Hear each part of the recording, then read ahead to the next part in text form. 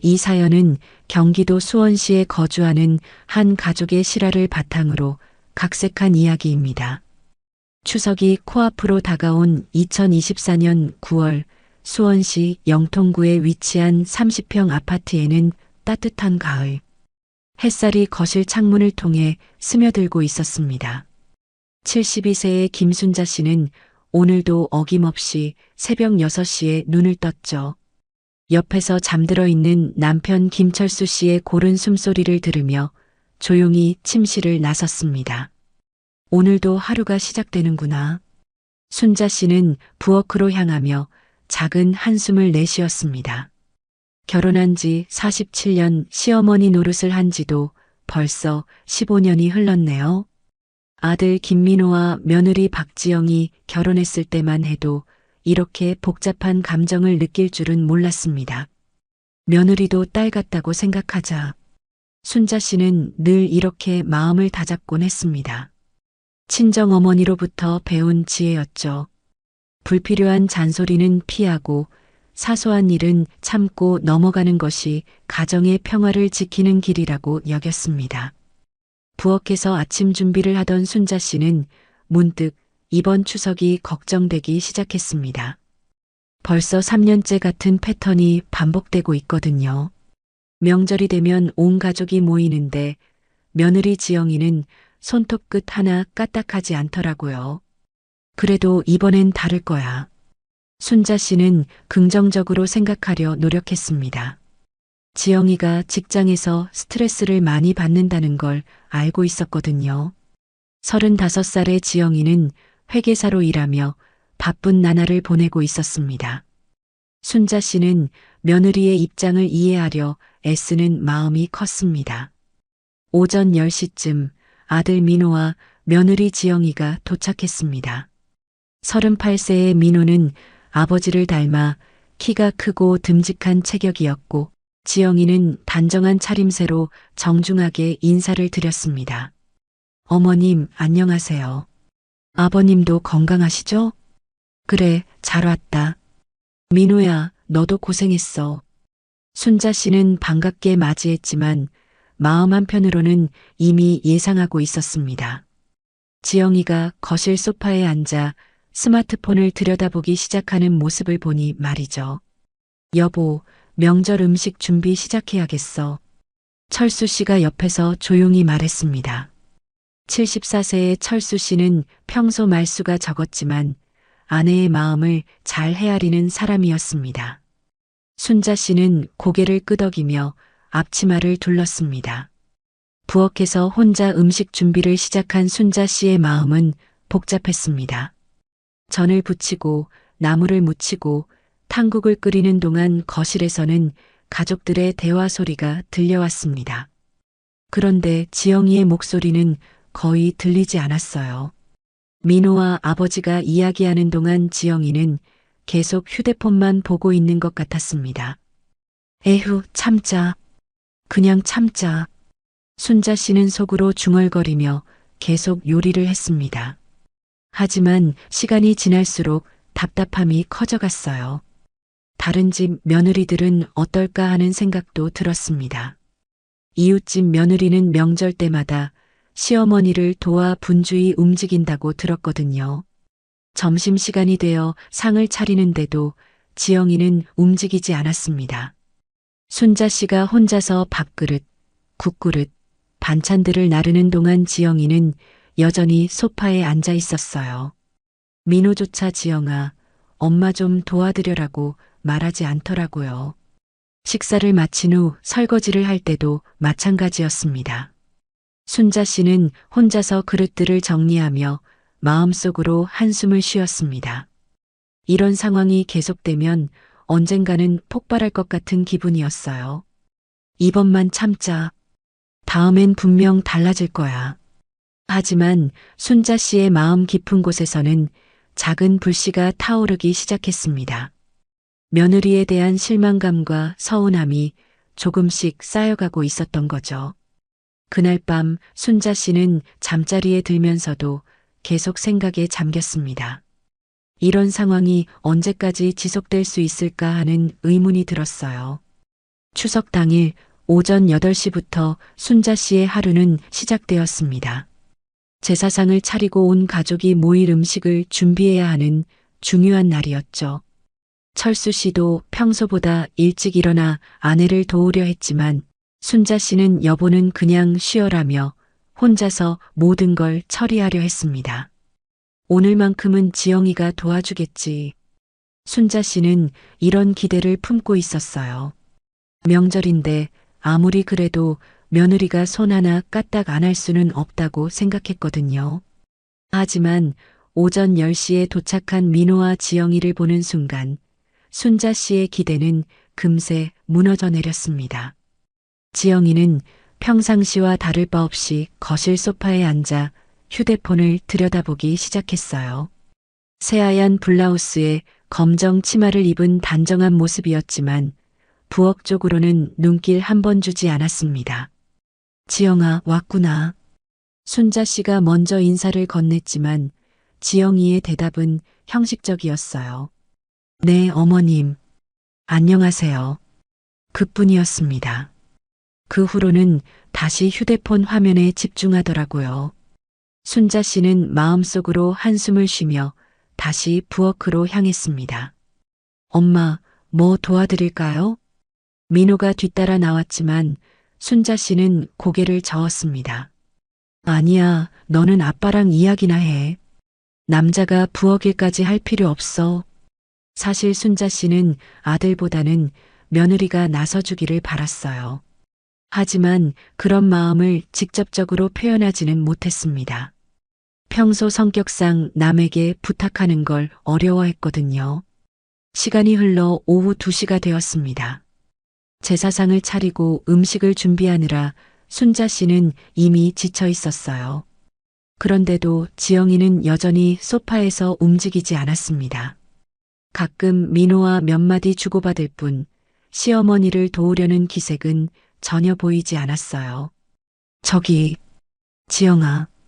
순자 씨가 드디어 입을 열었습니다. 목소리에는 조심스러움이 묻어났어요. 네. 지영이가 휴대폰에서 눈을 떼며 대답했습니다. 표정은 무덤덤했어요. 명절인데 이렇게 아무것도 안 하면 안 되지 않겠니? 조금이라도 도와주면 좋겠는데. 순자 씨의 말투는 여전히 부드러웠습니다. 명령조가 아니라 부탁하는 느낌이었죠. 하지만 지영이의 반응은 예상과 달랐어요. 어머님, 저는 직장에서 일주일 내내 지쳐서 왔거든요. 명절이라고 해서 꼭 부엌 일을 해야 하나요? 지영이의 목소리에는 짜증이 섞여 있었습니다.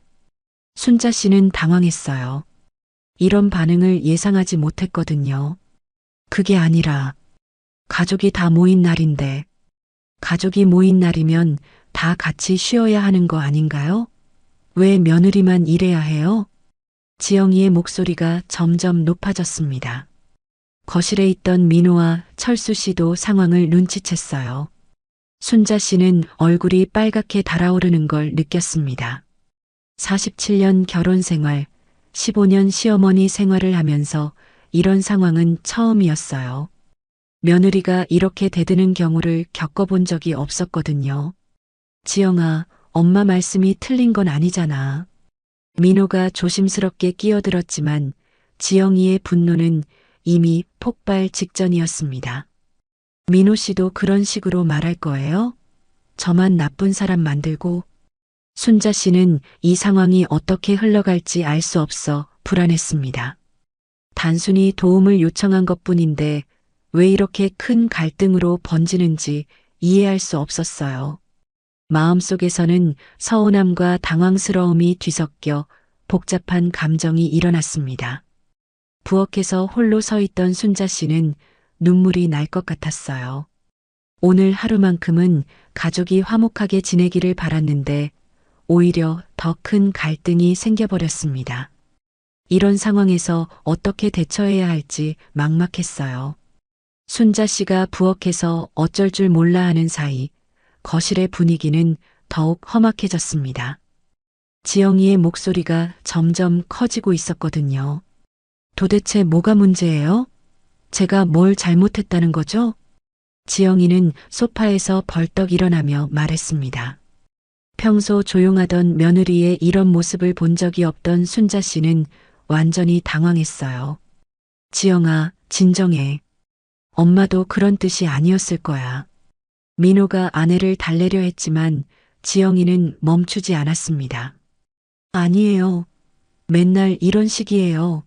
명절만 되면 며느리는 무조건 부엌에서 일해야 하고 시어머니 눈치나 보고 살아야 한다는 거죠? 지영이의 목소리는 떨리고 있었어요. 그동안 쌓였던 불만이 한꺼번에 터져 나오는 것 같았습니다. 순자 씨는 부엌에서 이 모든 소리를 듣고 있었습니다. 가슴이 뛰고 손이 떨렸어요. 이런 일이 벌어질 줄은 꿈에도 몰랐거든요. 야, 지영아. 너 지금 뭐 하는 거야? 그때 지영이의 입에서 나온 말은 순자 씨에게 충격적이었습니다. 엑스발. 이런 엑스 같은 집안에서 살 수가 없어요. 맨날 저만 갖고 그래요. 거실에 쌍욕이 울려 퍼졌습니다. 철수 씨가 깜짝 놀라 의자에서 일어났고 민호는 얼굴이 새하얗게 질렸어요. 지영아. 민호가 급하게 아내를 제지했지만 이미 늦었습니다. 순자 씨는 부엌에서 그대로 주저앉을 뻔했어요. 72년을 살면서 이런 모욕을 당해본 적이 없었거든요. 엄마. 민호가 부엌으로 달려갔습니다. 순자 씨는 싱크대에 기대어 서 있었는데 얼굴이 창백했어요. 엄마, 괜찮으세요? 지영이가 너무 흥분해서 그런 거예요. 하지만 순자 씨가 바라던 것은 아들의 위로가 아니었습니다. 며느리에 대한 단호한 훈계를 기대했던 거죠. 민호야, 지금 저 애가 한 말 들었지? 순자 씨의 목소리는 차갑게 식어 있었습니다. 엄마, 지영이도 직장에서 스트레스가 많아서. 스트레스가 많으면 시어머니한테 욕을 해도 된다는 거니? 순자 씨는 믿을 수 없다는 표정으로 아들을 바라봤습니다. 그런데 민호의 다음 말은 더욱 충격적이었어요. 엄마가 자꾸 지적하니까 지영이가 화가 난 거예요. 엄마도 너무 예민하게 굴었어요. 순자 씨는 귀를 의심했습니다. 자신의 아들이, 그것도 며느리가 쌍욕을 한 상황에서 오히려 자신을 탓하고 있다는 게 믿어지지 않았어요. 뭐라고? 내가 예민하게 굴었다고?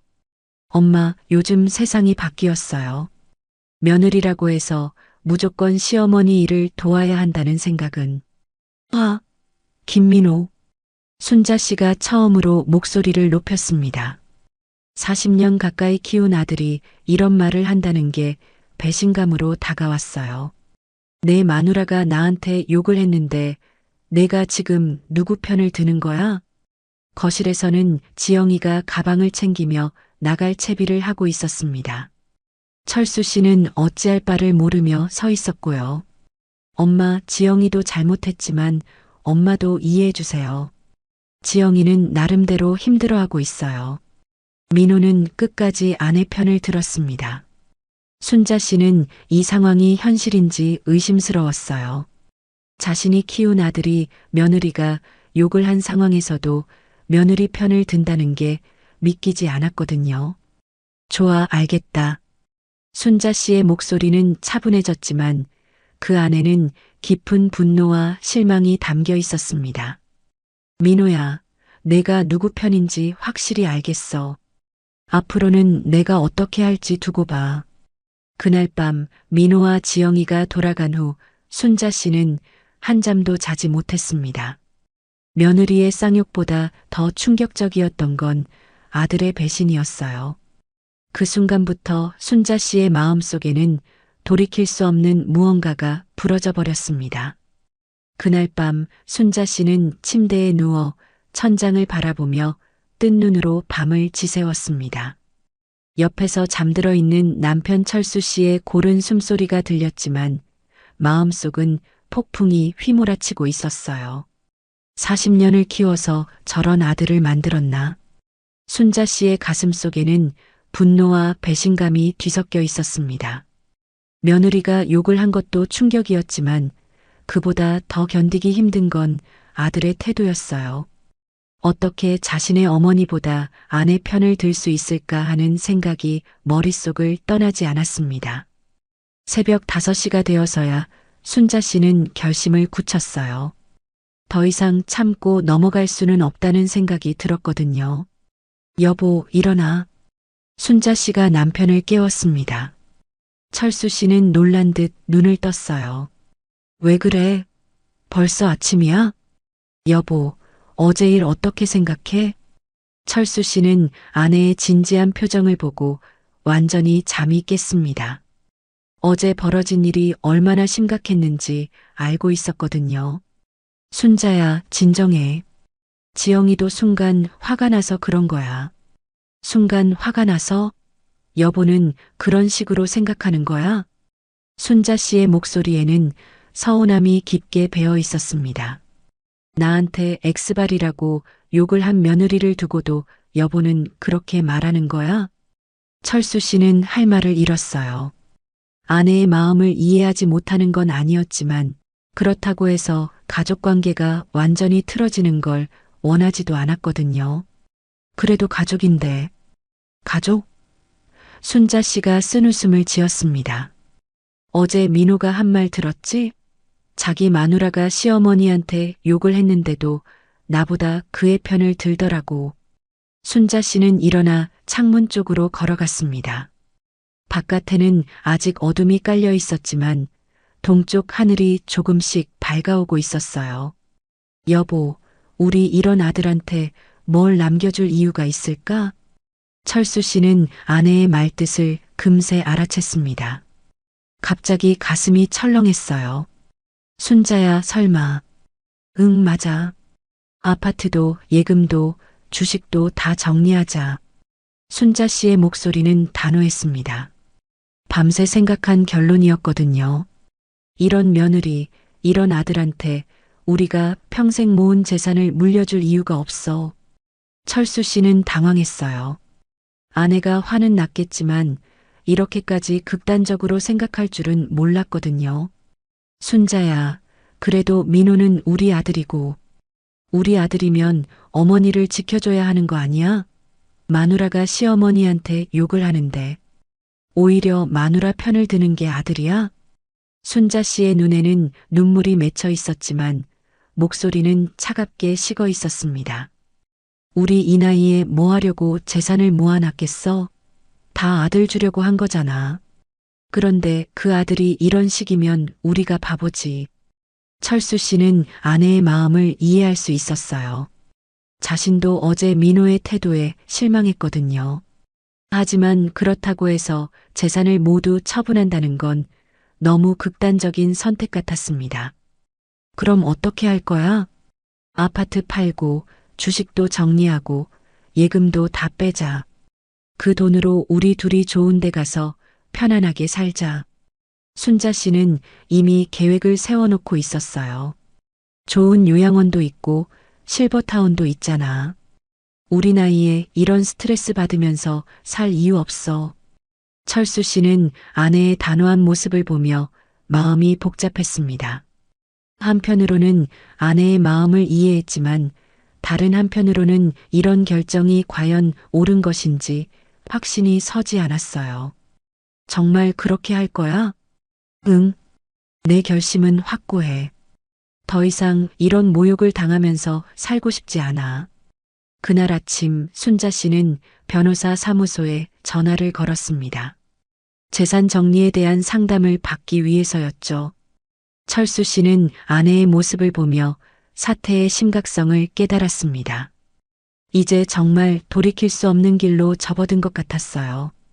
그날 오후 2시 순자 씨와 철수 씨는 시내에 있는 법무법인을 찾았습니다.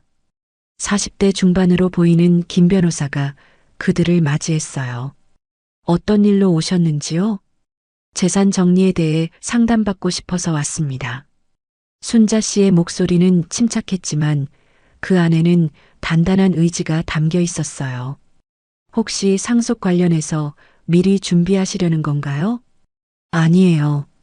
아예 처분해서 우리가 쓰려고 합니다. 김 변호사는 조금 의외라는 표정을 지었습니다. 보통 이런 나이의 부부들은 자녀에게 재산을 물려주기 위한 상담을 받는 경우가 많았거든요. 현재 어떤 재산들을 보유하고 계신지요? 순자 씨가 준비해온 서류들을 꺼냈습니다. 영통구 아파트 등기부등본, 예금 통장 사본, 주식 계좌 내역서 등이었어요. 아파트가 현재 시세로 약 12억 정도 되고 예금이 3억, 주식이 2억 정도 되는군요. 김 변호사가 서류들을 훑어보며 말했습니다. 총 17억 정도의 재산이시네요. 상당한 규모입니다. 철수 씨는 그 말을 들으며 새삼 놀랐어요. 평생 모은 재산이 이렇게 큰 금액이라니 실감이 나지 않았거든요. 이 모든 걸 처분하시려는 특별한 이유가 있으신가요? 김 변호사가 조심스럽게 물었습니다. 이런 경우는 보통 가족 간에 심각한 갈등이 있을 때 발생한다는 걸 경험상 알고 있었거든요. 가족 문제가 있어서 그래요. 순자 씨가 간단히 대답했습니다. 자세한 내용을 설명하고 싶지는 않았어요. 아파트 매매는 언제쯤 가능할까요? 현재 시장 상황이 좋아서 빠르면 한 달, 늦어도 2달 안에는 매매가 가능할 것 같습니다. 김 변호사가 설명했습니다. 주식은 바로 처분 가능하고 예금은 당연히 언제든지 인출 가능하죠. 순자 씨는 고개를 끄덕였어요.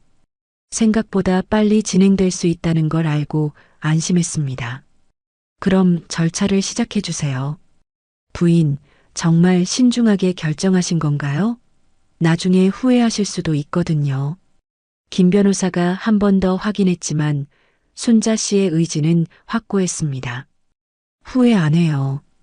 오히려 이렇게 안 했으면 더 후회했을 거예요. 법무법인을 나온 후 부부는 근처 카페에 앉았습니다. 철수 씨는 아직도 이 모든 게 꿈 같다는 표정이었어요. 순자야, 정말 괜찮겠어? 왜? 후회돼?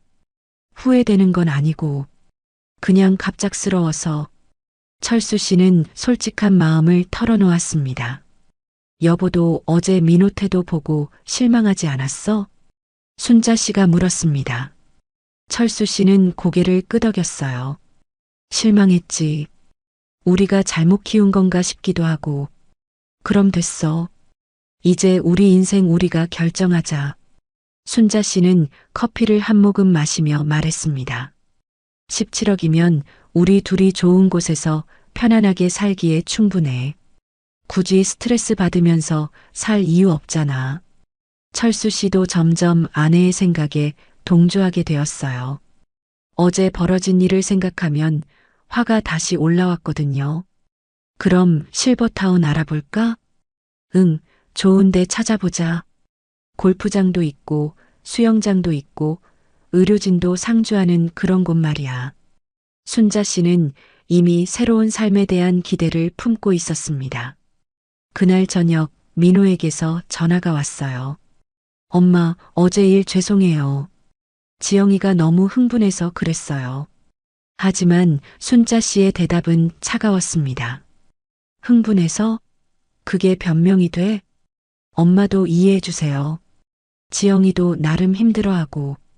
민호야, 넌 정말 끝까지 그의 편만 들 거야? 전화기 너머로 민호의 한숨소리가 들렸습니다. 엄마, 그게 아니라. 좋아. 이제 내 마음 확실히 알겠어. 앞으로 내 일은 내가 알아서 해. 순자 씨는 전화를 끊었습니다.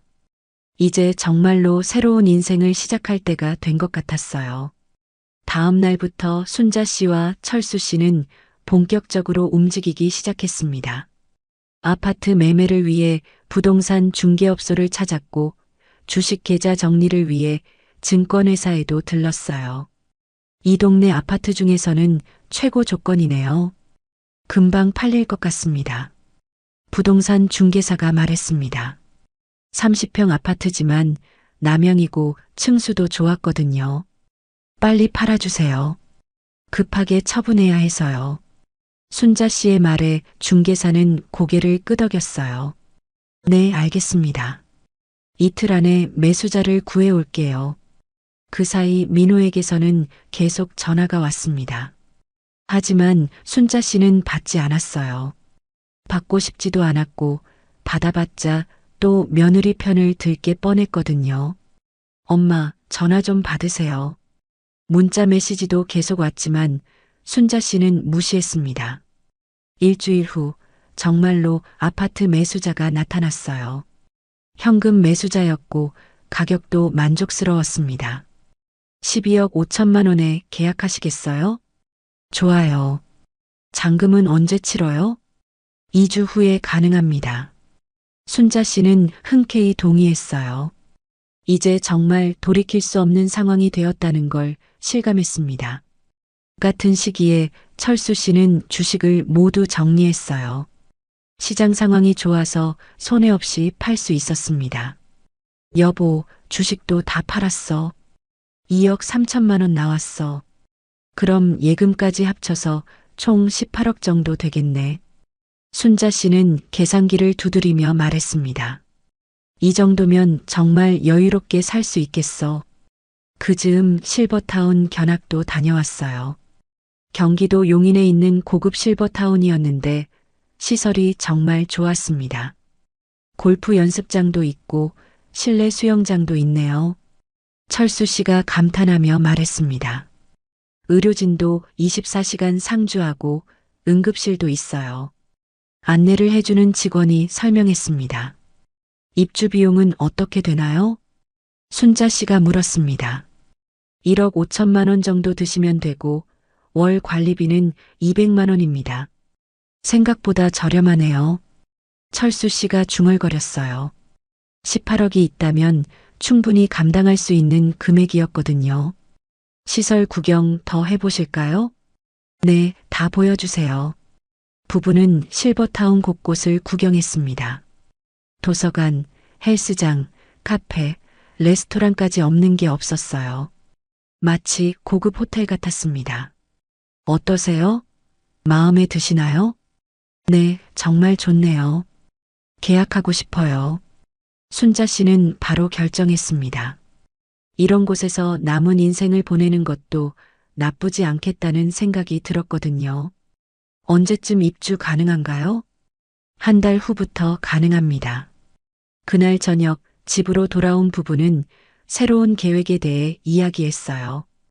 여보, 정말 실버타운으로 갈까? 그럼 어쩔 거야? 여기 있으면서 계속 스트레스 받을 거야? 순자 씨의 말이 맞았어요. 민호와 지영이와 같은 동네에 살면서 계속 얼굴을 마주치는 것도 불편할 것 같았거든요. 그럼 민호한테는 언제 말할까? 아파트 넘길 때 말하자. 그때 가서 놀라겠지. 순자 씨는 쓴웃음을 지었습니다. 어차피 우리 재산에는 관심도 없었잖아. 지영이 편만 들기 바빴으니까. 바로 그때 현관문에서 초인종 소리가 났어요. 엄마, 아빠, 계세요? 민호의 목소리였습니다. 며칠째 전화를 받지 않으니까 직접 찾아온 것 같았어요. 어떻게 할까? 철수 씨가 아내를 쳐다봤습니다. 문 열어줘. 어차피 언젠가는 말해야 할 일이야. 순자 씨는 각오를 단단히 했습니다. 이제 아들에게 자신들의 결정을 알릴 때가 된 것 같았어요. 문을 열자 민호가 걱정스러운 표정으로 서 있었습니다. 엄마, 왜 전화를 안 받으셨어요? 정말 걱정했어요. 들어와. 순자 씨의 목소리는 여전히 차가웠습니다. 이제 모든 걸 말할 준비가 되어 있었어요. 민호가 거실에 앉자 순자 씨와 철수 씨도 마주 앉았습니다. 분위기가 심상치 않다는 걸 민호도 눈치챘어요. 엄마, 정말 죄송해요. 지영이도 정말 반성하고 있어요. 민호가 먼저 입을 열었지만 순자 씨의 표정은 변하지 않았습니다. 반성? 그래서 어쩌라는 거니? 엄마한테 직접 사과드리고 싶어 한다고 해요. 정말 죄송하다고. 민호야. 순자 씨가 아들의 말을 끊었습니다. 너 진짜 지영이가 잘못했다고 생각해? 당연하죠. 엄마한테 그런 말을 하면 안 되는 거였어요. 민호의 대답에 순자 씨는 허탈한 웃음을 지었어요. 그럼 왜 그날에는 그의 편을 들었어? 나한테 예민하다고 했잖아. 민호는 할 말을 잃었습니다. 그날의 상황이 다시 떠올랐거든요. 그건 순간 그랬던 거고, 순간 순자 씨의 목소리가 높아졌습니다. 내 마누라가 시어머니한테 욕을 하는 순간에 누구 편을 드는지가 중요한 거 아니야? 철수 씨도 옆에서 고개를 끄덕였어요. 그날의 민호 태도는 정말 실망스러웠거든요. 엄마, 정말 죄송해요. 제가 잘못 생각했어요. 민호가 고개를 숙였지만 이미 순자 씨의 마음은 돌이킬 수 없을 만큼 굳어져 있었습니다. 민호야, 이제 너한테 할 말이 있어. 순자 씨는 심호흡을 한 번 하고 입을 열었어요. 우리 이사 간다. 네, 이사요? 민호가 깜짝 놀라며 물었습니다. 어디로 이사 가시는데요? 용인 실버타운으로 가. 실버타운이요? 갑자기 왜요? 민호는 이해할 수 없다는 표정이었습니다. 갑자기가 아니야. 우리가 심사숙고해서 결정한 거야. 순자 씨가 차분히 말했습니다. 그리고 아파트도 팔았어. 뭐라고요? 민호가 벌떡 일어났습니다. 아파트를 팔았다고요? 응, 이미 계약했어. 다음 주에 잔금 치르고 넘겨줄 거야. 민호의 얼굴이 창백해졌어요. 갑작스러운 소식에 충격을 받은 것 같았습니다. 엄마, 아빠, 왜 이런 중요한 걸 상의도 없이. 상해? 순자 씨가 비웃듯 말했습니다. 우리 재산을 처분하는데 왜 너한테 상의해야 하지? 그게 저는 당연히 나중에 물려받을 줄. 민호의 솔직한 말에 순자 씨는 화가 치밀었어요. 물려받을 줄 알았다고? 그런 마음으로 우리를 대했던 거야? 엄마, 그런 뜻이 아니에요. 그럼 뭔 뜻이야? 우리가 언제 너한테 물려주겠다고 했어? 순자 씨의 목소리는 점점 커졌습니다. 내가 그날 누구 편을 들었는지 잊었니? 내 마누라가 나한테 욕을 하는 상황에서 오히려 나보고 예민하다고 했잖아. 민호는 아무 말도 할 수 없었어요. 그날의 자신의 행동이 이런 결과를 가져올 줄은 몰랐거든요. 엄마, 정말 죄송해요. 제가 너무 잘못 생각했어요. 다시 생각해 주세요. 다시 생각해? 이미 늦었어. 철수 씨가 입을 열었습니다. 민호야, 우리도 이런 결정을 쉽게 한 게 아니야. 하지만 그날 일을 겪고 나니까 더 이상 참을 수가 없더라.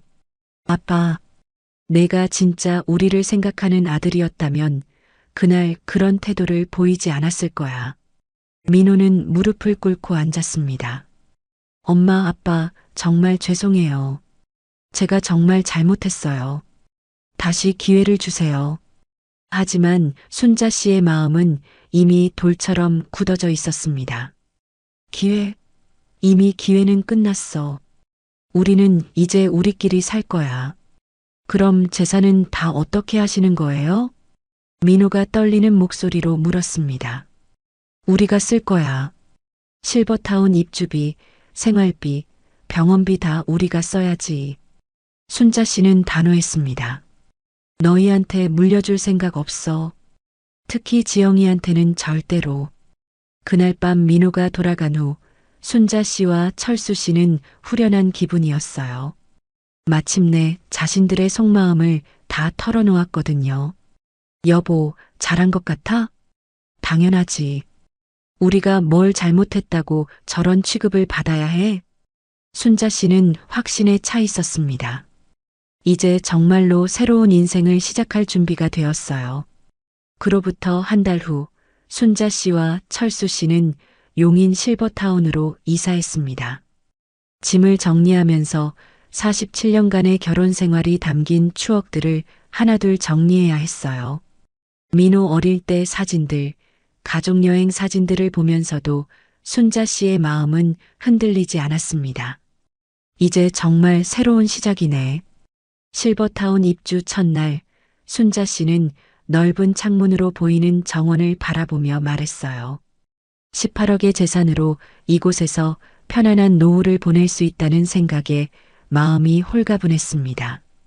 여보, 후회 안 해? 철수 씨가 조심스럽게 물었지만 순자 씨는 고개를 저었어요. 전혀. 오히려 왜 진작 이런 결정을 하지 않았나 싶어. 실버타운 생활은 생각보다 즐거웠습니다.